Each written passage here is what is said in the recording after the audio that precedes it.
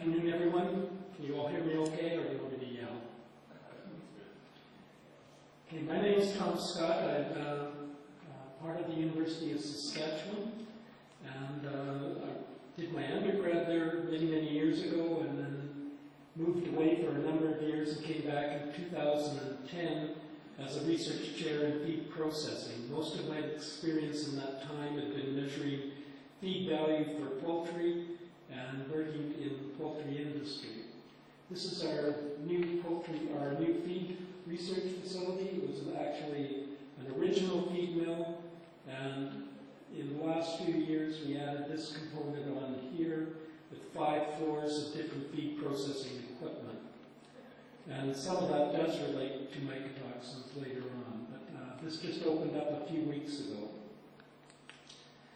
So most of my career has been measuring feed value of ingredients, use of additives, how that influences feed value, and typically feed value accounts for 60 to 75% of the cost of producing animal protein, so it's a significant factor.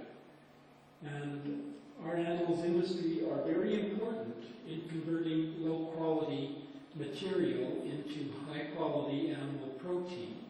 And in order to do that, we have to understand how things like mycotoxins impact that, particularly from productivity, efficiency, and also safety. And you have to keep in mind mycotoxins are not usually are serious or acute effect. It's often very chronic, so minor effects over long periods of time. And I try to use this example that there's over 60 billion broiler chickens grown each year in the world. They consume, I converted this, so 240 million metric tons of feed at roughly 235 euros. That's $56 billion of feed a year. If you lose 1% efficiency, or you have to feed 1% more feed to get the same amount of poultry, that's equivalent to about 0.6 billion euros a year. Would that make you any profit in your business? Potentially, I would think. If it takes broiler chickens one more day to get to market, that requires 3% more maintaining that animal.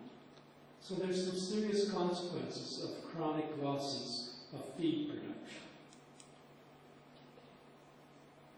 Factors important in determining feed value are multiple.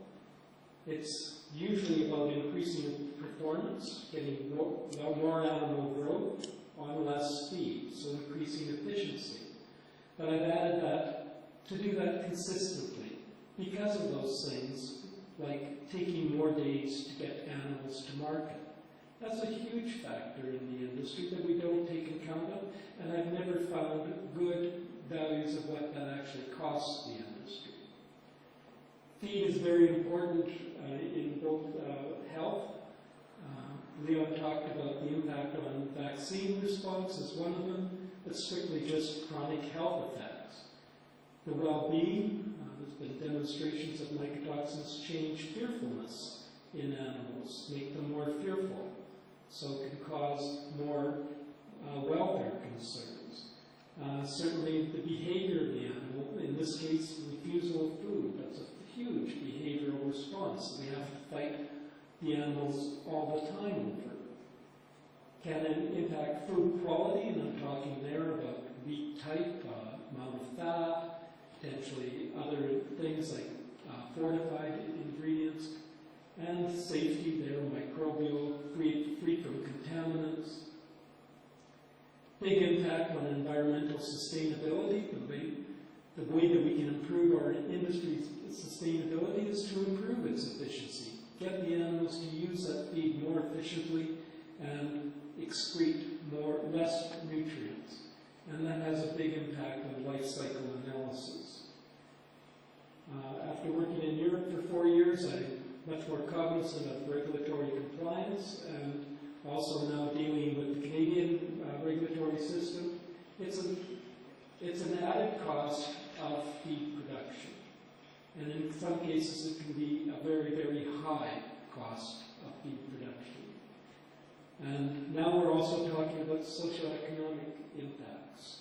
of our industry, of what we produce, on how the consumer perceives this.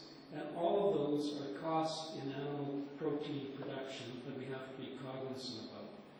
And in reality, simply not feeding feed with mycotoxins in it is not a solution to socioeconomic problems like global food security. We have to be able to convert that low-quality material safely into high-quality food.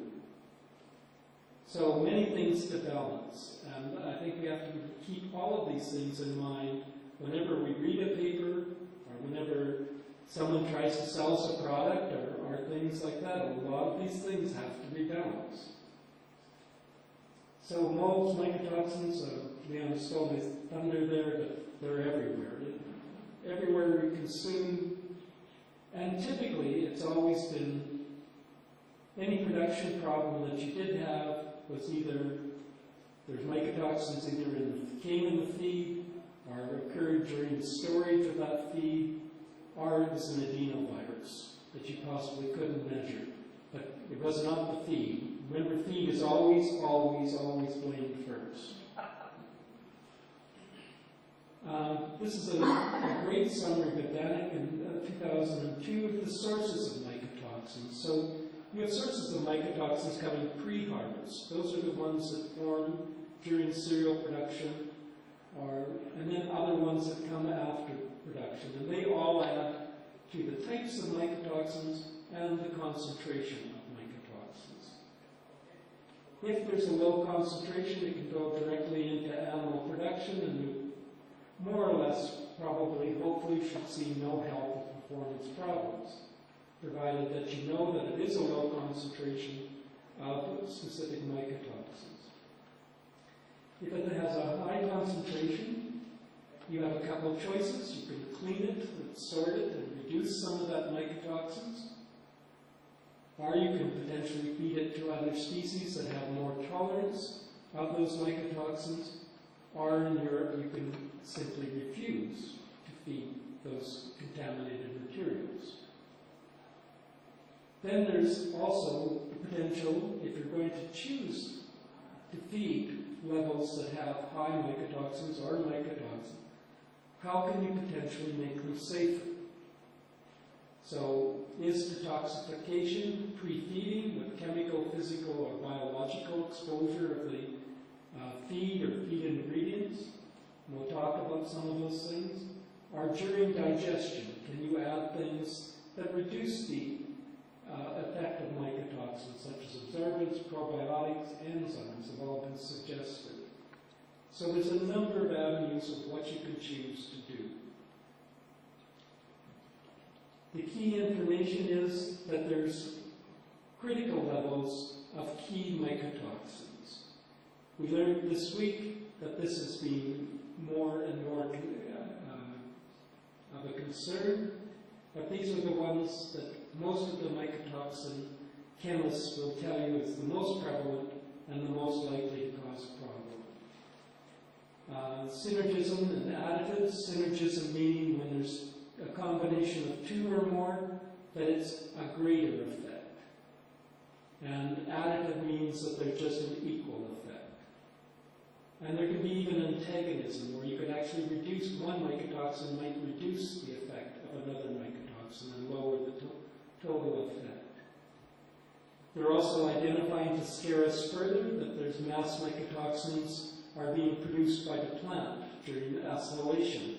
And they add a sugar onto the mycotoxin in the plant, that we no longer can measure that. But when it goes through our gut, or the animal's gut, that sugar is broken off and the mycotoxin returns to toxicity. But it can't be measured in the typical analysis. And then its metabolites are also potentially changed during digestion or feed processing. Isabel Oswald, she went as far as to say that there's 1,000 mycotoxins that have been identified. Think Germels from Utrecht, she says that they have analysis now that will do, in one analysis, 140 different mycotoxins at a time. These are the ones that I've become most concerned about, Don. zearalenone or ZOM, ochratoxin A, and ergot alkaloids are the ones that are most prevalent in Canada.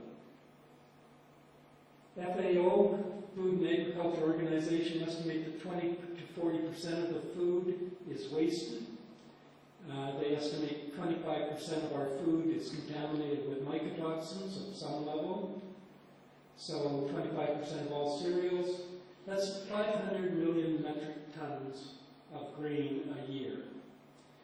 If you convert that to total grain consumed per capita, that's equivalent to 365 kilos per person per year.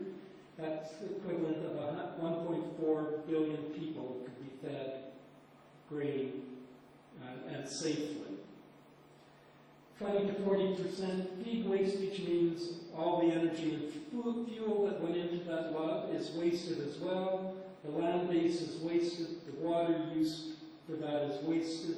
The labor, handling, and disposal of that material is also added waste. So what does that cost the animal industry, and how can we better utilize those losses? So I think we have to take a responsibility that we can't simply avoid mycotoxins in feed, and they'll become more and more critical, that we have to take a responsibility to learn how to feed that safely. And I think there's some very interesting options to do that. And there's been a lot of work to do that. Leon covered this already. Again, under no practical conditions, poultry feed is completely free of mycotoxins, and only one mycotoxin. That was really, really emphasized the last 2 days in Vienna. And the adverse effects of mycotoxins are manifold. And again, you must bear in mind, most of them are probably chronic and difficult to measure. Meta-analysis, Leon gave the pig one. This is one same thing, effectively came up with the same considerations, but over 1,400 diets, representing 37,000 broilers. 3 criteria that the diets or the studies had to show intoxication with mycotoxins. They had to be commercial broilers, and they had to measure performance and or organ weights.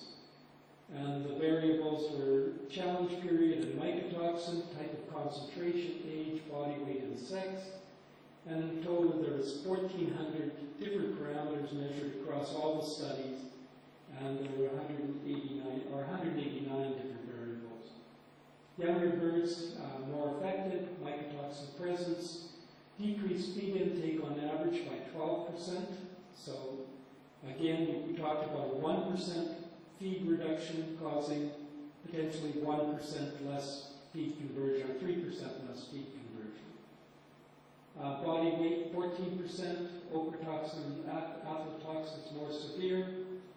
Mortality was 8 times greater when DON was present, and aflatoxins roughly 3 times. And then modifications to organ weights, which have a significant impact on recovery of nutrients as well, and certainly potentially for condemnations.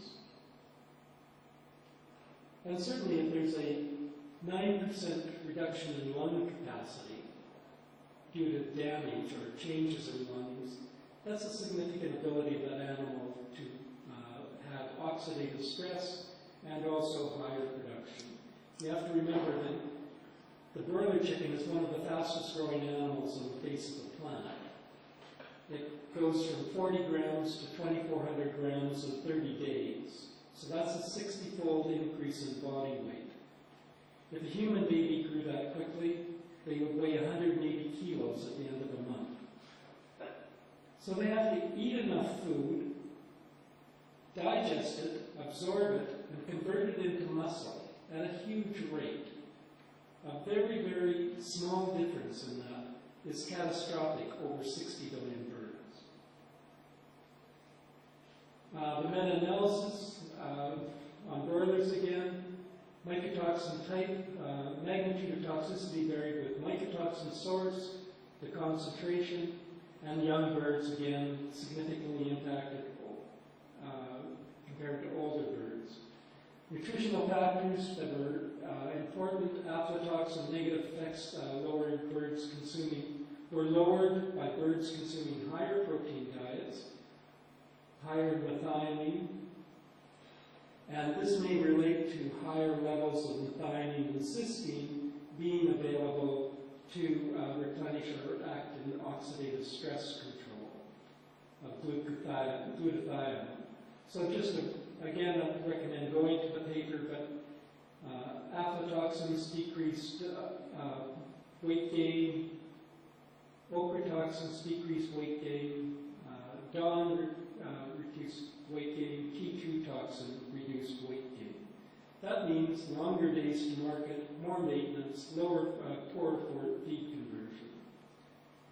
I think there's all of this showing that there's an effect, but we don't see this type of meta-analysis where they take all of the documents and show it for the effect of feed additives. It's still on a paper-by-paper basis, and I think we do need to do that because you in the feed industry or the animal industry are faced with these challenges. Isabelle Altwell from France again, she gave this summary in Canada a short time ago. You just have your main mycotoxins across the top, and so negative effects on feed intake, negative effects on growth, positive effects on liver damage, kidney damage, reproductive loss, and pulmonary edema or lung function. So variable responses from the different mycotoxins, and again, keep in mind that there's other things as well. She also, this was supposed to cover up the body, showed immune responses for a number of the mycotoxins as well, so losses in immune response. And again, that means losses in vaccine effectiveness, and particularly when we're trying to reduce antibiotic use in feed, we become more reliant on vaccinations, so that's important. Leon covered the impact of lots of references more so on DON now, specifically on intestinal health. Fearfulness was a very interesting paper that chickens became more fearful when fed DON, and when they were fed an additive that reduced the mycotoxin, the fearfulness disappeared. Gut microbiota, changes there, and even brain function. There was a paper yesterday afternoon all about anorexia, and it's all about how DON is crossing the brain barrier and influencing our perception of hunger and satiety. And it's not necessarily refusal of feed intake, it's the animal thinking it's more satisfied. Oxidative stress, again, we uncovered this. Mycotoxins are considered to be among the most important feed-borne stress factor. Oxidative stress is implicated in many, many diseases, many inefficiencies and demands on it. So you must also balance oxidative stress. So we have oxidative stress from just simply growing, from mitochondrial production. But it's also, those oxidative molecules have also shown to be very important signaling systems in the body. And so you must be able to balance, if you fed an antioxidant that removed all oxidative stress, you would kill the animal, because they rely on certain levels of oxidative stress to measure, to communicate. So it's a necessary balancing. If you have too much, you destroy the membranes on the cells, and the cells fail. So it tends to be a very chronic situation, and those are the things that cost you lots of money, because the animal takes longer to get to market or runs into more problems.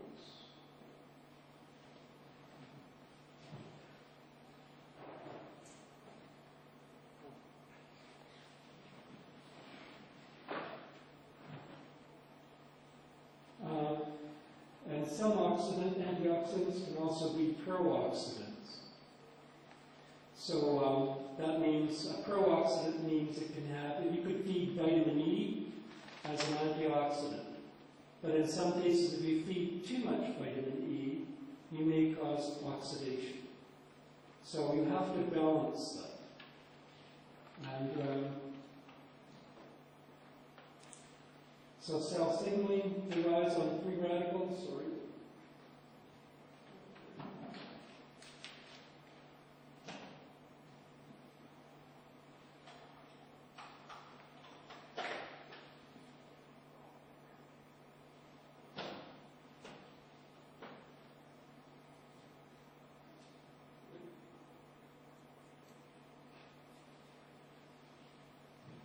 So, lipid peroxidation is one of the most serious oxidative stresses.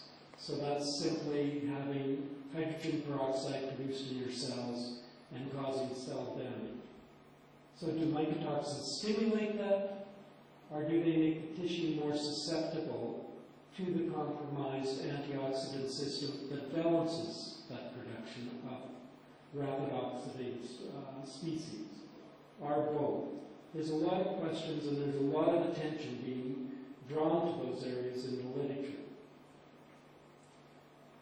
And just recently, I didn't include it here, but there's a paper that's even suggesting that some of our typical markers of oxidative stress are not suitable for actually measuring oxidative stress. So it's a very interesting area. Co-contamination has been discussed as already and again highlighted very strongly this past week. And so multiple mycotoxins, so these are often the ones that are considered to be the most common. But you, as Leon said, you can have up to 7 in one feed source because of different contaminants.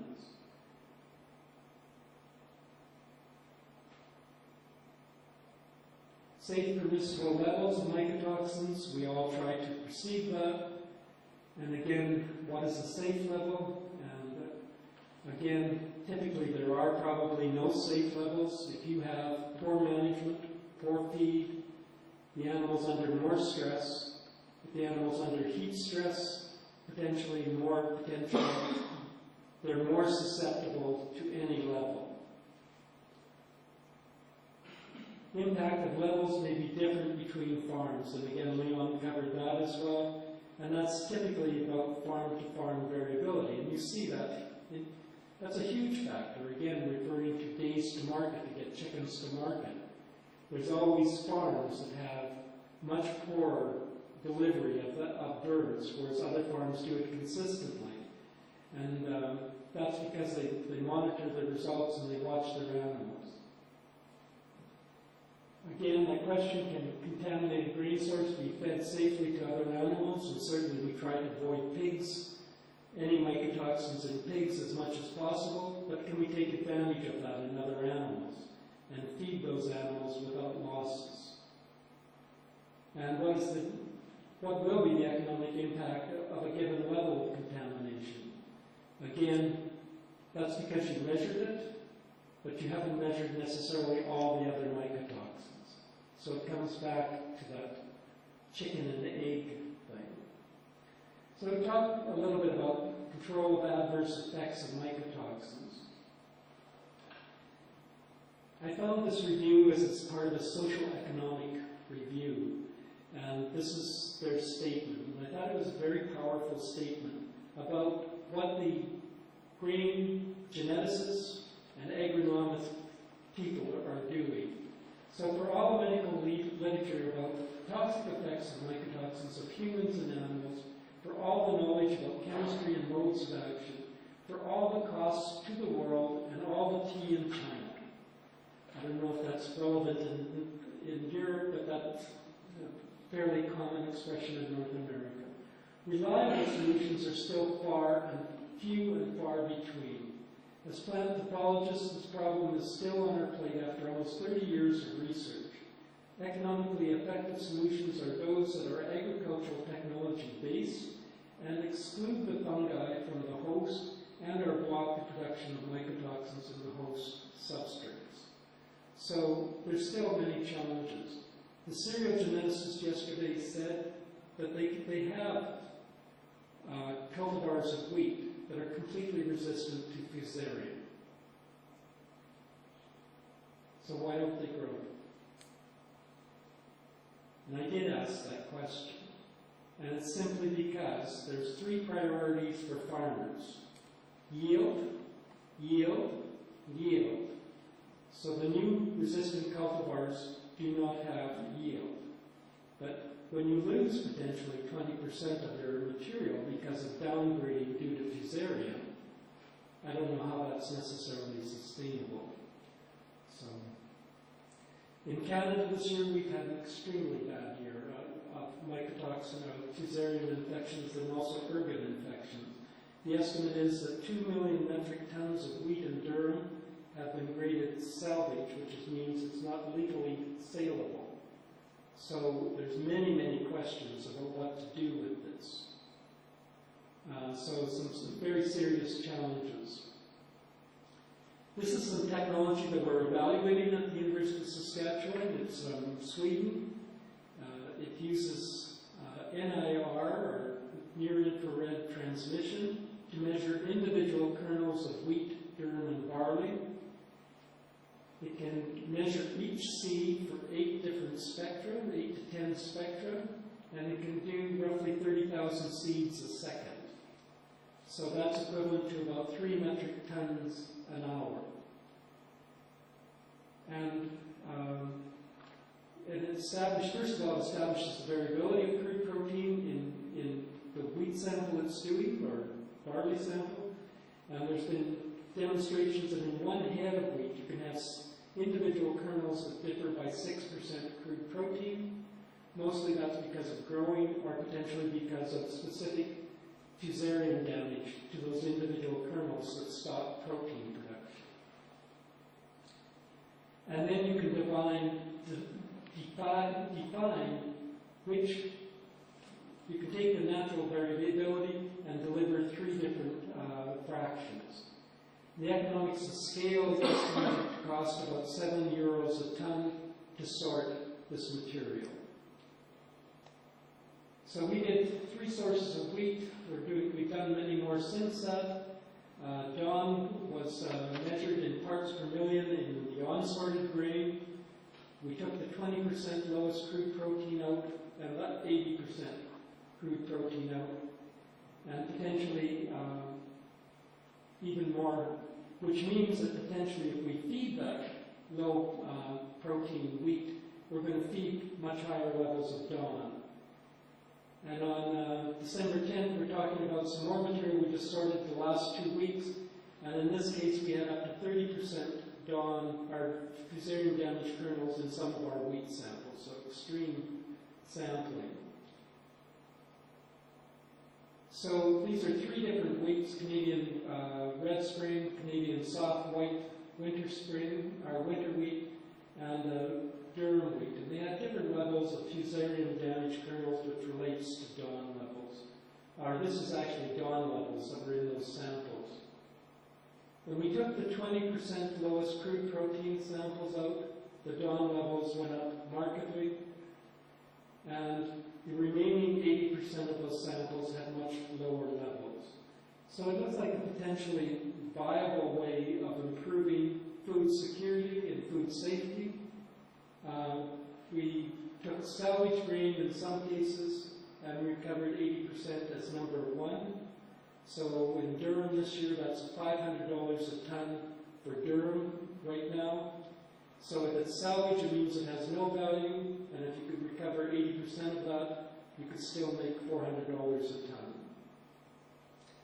And we're actually using these contaminated fractions now to make research diets for poultry and pigs to look at different additives and be able to do that more, make a challenge more repeatedly. Other decontamination ingredients is simply dilution with sound grades, and that's the most typical way of getting rid of fusarium damaged kernels. Our mycotoxin grain is that the grain industry dilutes it with high quality grain to a level that is considered safe. I don't know how the consumers necessarily feel about that, but that's what's done. in almost every grain source that you would get. It's been diluted or mixed with other grains. Washing, dehulling, and polishing does reduce mycotoxins that are attached to the outside of the kernel. Separation, typically mycotoxin damaged kernels are often smaller and lighter, and they can be sorted out a little bit.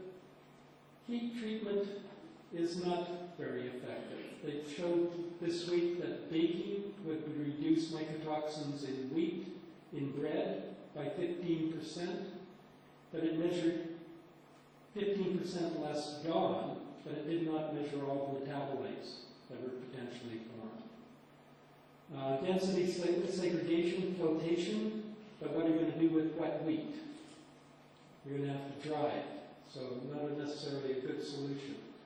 Color sorting has actually worked reasonably well. Solvent extraction can work reasonably well, but who wants to use a solvent on their feed ingredient? And UV radiation, again, works quite well as well in some cases for decontaminating. Chemical detoxification, ozone works in some cases. Ammonia, ammonium hydroxide, sodium bisulfite, peroxide acids, formaldehyde, bases, calcium hydroxide. So it brings in all those regulatory compliance issues and things. We know how we can decontaminate it, but are we hungry enough to eat material that's treated this way? Again, issues with safety, regulatory, could change the palatability, so it would be even less palatable than it was before. Efficacy, and then potentially equipment damage. So corrode all your feed equipment and they'll fall apart unless it's plastic. Detoxification in the gut and chickens, again, this typically must happen very quickly. We don't have a 4-day transition through the rumen as a cow does, so it has to act quickly. So mycotoxin levels must be reduced within the first 30 minutes of becoming in the gut. Remember, most feed that we feed animals is dry. In order for it to be digested, it must go into solution, and that can vary a lot on different feed ingredients. Same thing with the mycotoxins. So if there's binders or if there's deep ways of decontaminating, they must occur before the materials digested or process the gut barrier where it becomes dangerous. We have to find ways potentially of making this activity work in dry feeds, or then combating the secondary effects after it's crossed into the animal.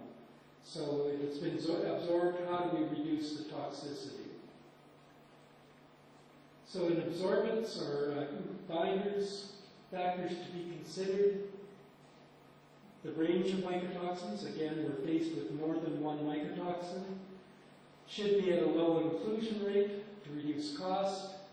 If you have to add 4 or 5%, that reduces your other nutrients, and in a broiler chicken, that's a serious loss. Effects on uniform mixity, how well it mixes. Heat and storage stability, if it has to go through pelleting, does it remain active? No affinity for vitamins or minerals, or otherwise you're going to have to supplement your diet with higher levels of these. Functional range in the gut from pH 2 to 7.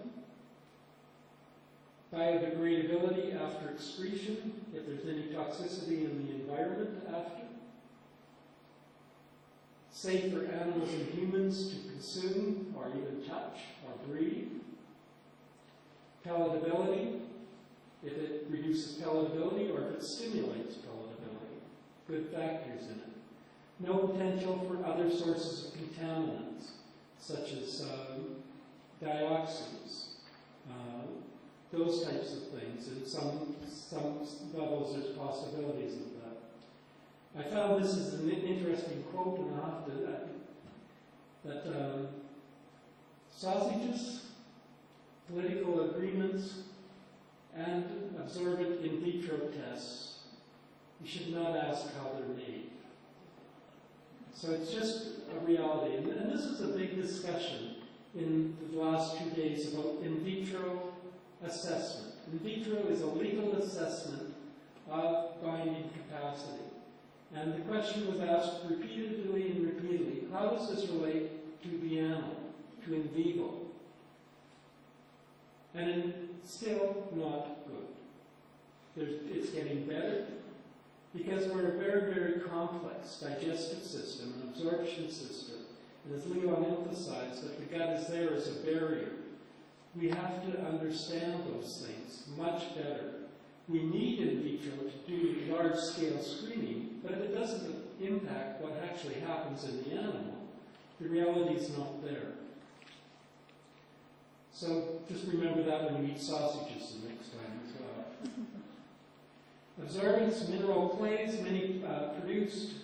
Again, whole series of those. The idea is that they have positive or negative charges that bond to positive or negative charges. The idea is that they bind those mycotoxins that are positively or negatively charged, but they have to keep them bound.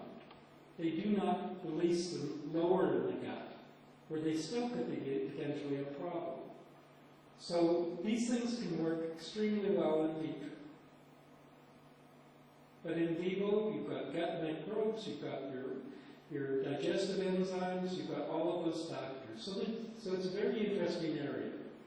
Absorption depends on chemical structure, and capacity may vary from 0 to 87%. For some mycotoxins, it works very, very well.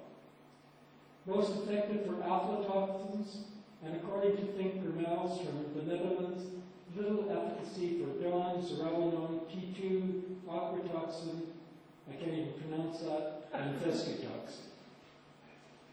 Mineral clays can also reduce utilization of your other minerals. So those are positively and negatively charged. So that's a typical structure of zeolite. Absorbents use cell walls derived and or modified glucomanins. Pros and cons, typically lower levels of inclusion. Cost per metric ton are similar to the clay binders because you typically have less, slightly higher levels. Broader claims for different types of mycotoxins, and efficacy often variable. Think Vermels has come up with a patent in the last 2 years using non-digestible carbohydrates, particularly galacto-oligosaccharides, that reduce the negative effect of DON on intestinal health. And they patent this for young children, primarily in third world countries. I don't know why they didn't patent it for animals. I assume that patent's already taken. But they showed that it simply improved barrier function so that there's less disease transfer across the gut wall, and potentially, as Leon mentioned, less toxin transfer into the systemic system. Reduced the inflammation of the gut wall as well. And in vivo, they showed better performance. So in vivo response, the animals grew better, but they also showed that the intestinal villus architecture was much improved. So a potential new feed additive for DON. This is some work from the Prairie Swine Center at the University of Saskatchewan, or affiliated with the University of Saskatchewan. This is young pigs. They had a control diet. They had a high DON wheat source. They fed a clay. They fed a plasma from animal plasma, spray-dried animal plasma, and then the clay and the spray-dried animal plasma. So this is average daily gain. So the immediate effect right away of adding DON, no effect of adding the clay with the DON. At 11 days, again, no loss in impact with spray-dried plasma, and this maintained up to 20 days. So again, just shows that there are additives that are working. Is it working because it improved palatability, because animals like blood plasma? Or did it reduce gut losses So there's other questions that still need to be addressed. Spray-dried plasma, $6 per kilo. That effectively at 8% of the ration that they tested added $480 to the ration. Probably not very viable, but they estimate that if it's included in the young pig, that it could have an opportunity there to reduce some of those effects. But who's going to feed a high mycotoxin grain to weanling pigs? So you're going to feed really high value products anyway. So again, we have a lot of questions. Efficacy of control measures. Physical treatments, as I discussed earlier, uncertain results, often connected with high feed losses. If you put formaldehyde on feed, or if you treat it with acids or bases, you will lose some of that feed. Limited practical application, because we like everything dry. These are some studies we did in Brazil when I was working in Europe, and it just shows different levels of treatments effect on liver quality in broilers. Chemical treatments, expensive and time-consuming, changes in palatability and feed intake, dilution or destruction of nutrients, decreased feed quality, and regulatory issues. No practical applications. So we're still faced with a lot of questions. Nutritional modifications, methionine, selenium, fortification with vitamins, possibly to account for vitamin binding, but a lot of antioxidant properties as well. Fat sources, if you're feeding polyunsaturated fat sources, those will oxidize much easier, so you're going to have potentially more problems with mycotoxins. Supplements, antioxidants, polyphenols, many classes of these. There's 5,000 to 8,000 different polyphenols. They've got claims on them for antimicrobial, antioxidant, lots of different things, peptides, and the potential for just ethoxyquin. So in summary, to my knowledge, there's no silver bullet. There's no one solution. I think if all of the things you do with feeding an animal have to go in touch with managing the animal and maintaining their health as well, in order to get any positive effects. So reduce the chronic effects must be achieved, and controlling and knowing exposure. But if it costs you $200 per sample to do a full microbial or mycotoxin analysis, you're not going to do that on every load of grain delivered to your feed mill, or every carload, or every boatload even. And I found this quote very effective. There's absolutely nothing easy about detecting, prevention, or managing a mycotoxin challenge. We're going to have to work extremely hard to do this and to be able to add value to low-quality ingredients and use it to convert it. And monitoring and maintaining health of animals is going to be paramount. This must become an important part of your feed program, your additive sales program, whatever you do. And again, supporting and understanding research to mitigate the chronic losses, because we just don't see those acute losses. And it's the chronic losses that are going to really cause you the problem. So thank you, and thank you very much for the invitation.